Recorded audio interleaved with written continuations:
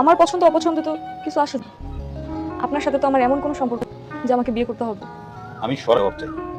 জবাব শুনে কি করবেন? আমি আমার জবাব দেবো। আপনাকে আমি যেদিন প্রথম দেখছি মানুষের পক্ষে কথা বলতে, আমাদের অন্যায়ের পক্ষে কথা বলতে, সেদিন থেকে আপনাকে পছন্দ করি। এর জন্যই তো সবসময় আমি আপনাকে নিয়ে চিন্তায় থাকতাম।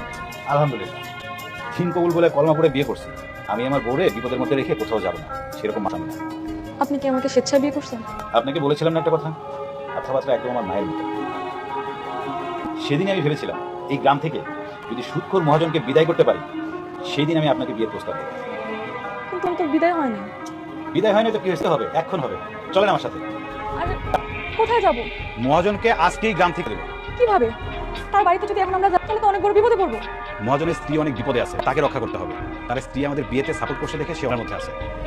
আগে তার স্ত্রীকে রক্ষা করবো, তারকে সাহায্য করবো এবং গ্রাম থেকে বের করবো। আর আমি বাসর করবো না। চলো। শালির ঘরের শালি বড় হয়ে গেছে না? আমার ঘরে খায়া ওটা পয়রা তুই আমার পছন্দের মায়ের অন্যজনের কাছে বিয়ে দেন। আজকে তোর শেষ দিন, পরে আমি কি করে শুনবি? শালায় মারা আমার কি করতেছি মানে? তোর কলিজা কত বড়, আমার কত দিনের স্বপ্ন আছিল রানী রান্না করবো, তবে তুই আমার স্বপ্নটা বাস্তবায়ন করতে দেয়। আজকে তোর আমি মাইরে খাবো, তুই আমার চিনস, তুই তোর মায়ের বলবো মেরে ফেল। এই দে আমার হাতে কেন দে, তুই আমারে জ্বালা মেরে দে। তোর মতো পশু সংসার করাতে দইলে পরে মেরে খাওয়া ভালো। আরে চলো, আমি থাকতে আমার বোনরে জ্বালায় মারে।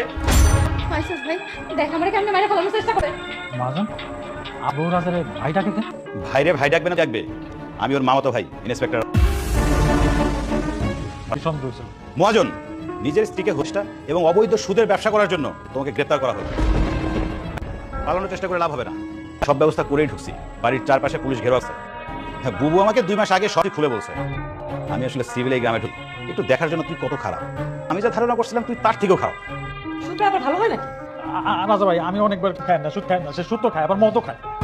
মিথ্যাবাদী, ও অনেক খারাপ, ও সব কুকর্মের সাথে ও লিপ্ত আছে। তুই সব জানি। আমি কি স্বপ্ন দেখতেছি না বাস্তব? দেখতেছি সুদখোরের বাচ্চা, দুনিয়ায় এত পেশা থাকতে শুনে জ্ঞান। আল্লাহ তো সুদখোরের জন্য জান্নাতেরও দরজা বন্ধ রাখছে।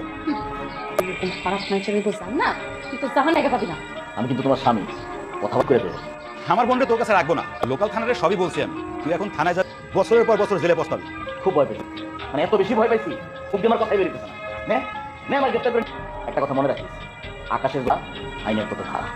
আমি আইনের কোনো ধারার ফাঁক ফুকর দিয়ে বাইরে আসবো। কোন আমি জানি আইনের কোনো না ফাঁক দিয়ে তুই বের হয়ে আসবি। হ্যাঁ, এই জন্যই তো এত বসে তোর সমস্ত অপকর্মের ফুটেজ আমি রাখছি, প্রমাণ একদম সহ। কত তো জেলে চল, বাকিটা পরে দেখা যাবে।